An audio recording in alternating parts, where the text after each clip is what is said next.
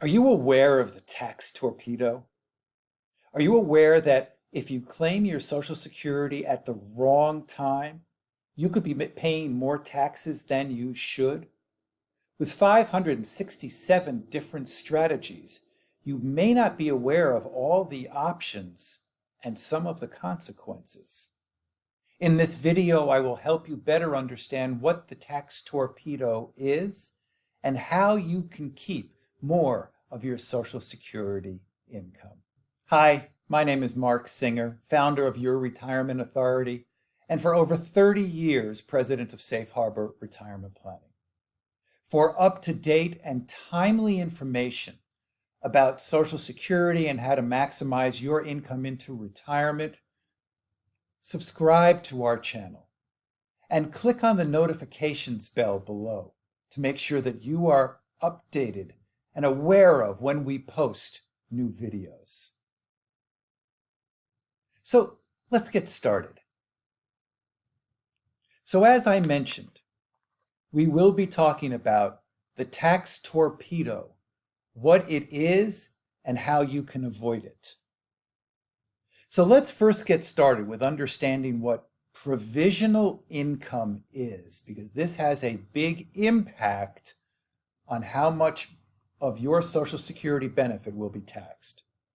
The provisional income, the formula is take your adjusted gross income plus 1/2 of your Social Security plus any tax-free income. Typically, this is municipal bonds.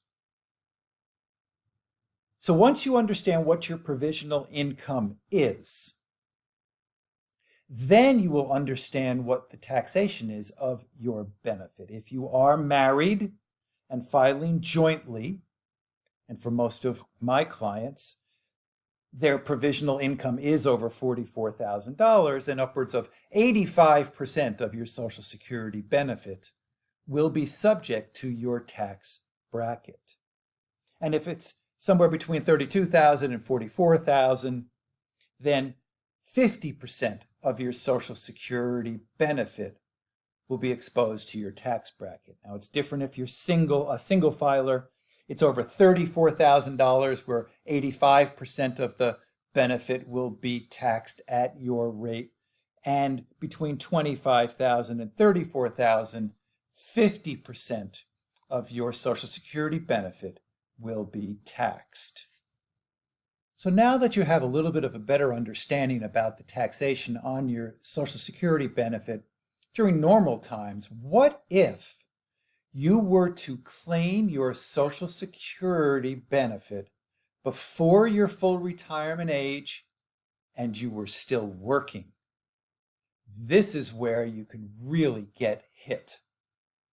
So the annual earnings test is, if you apply for Social Security before full retirement age and you work, $1 in benefits will be withheld for every $2 you earn over $17,640 as indexed in 2019.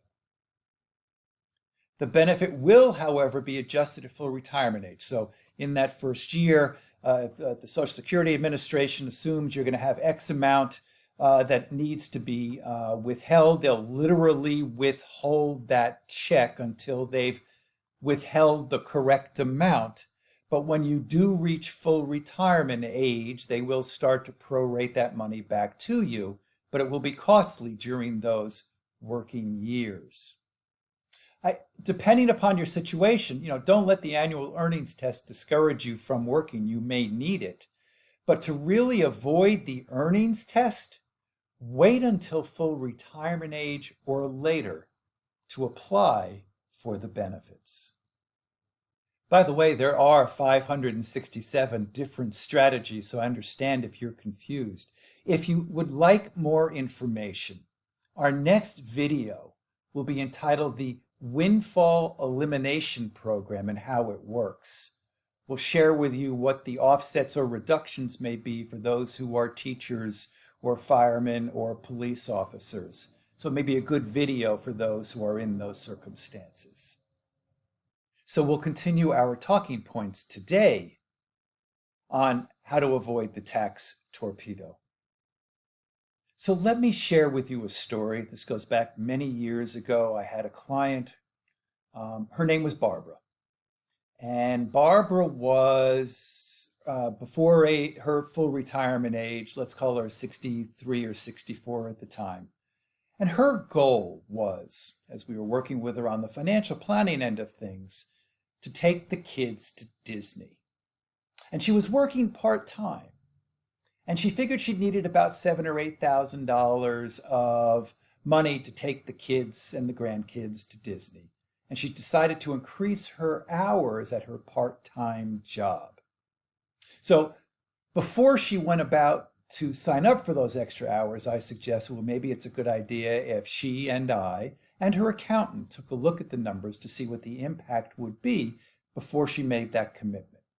As it turned out, believe it or not, if she went about to earn the extra $8,000 because of the thresholds that she hit, because of the earnings test that she was going to be subject to, she was only going to take home about 30% of the extra income she was going to work part-time.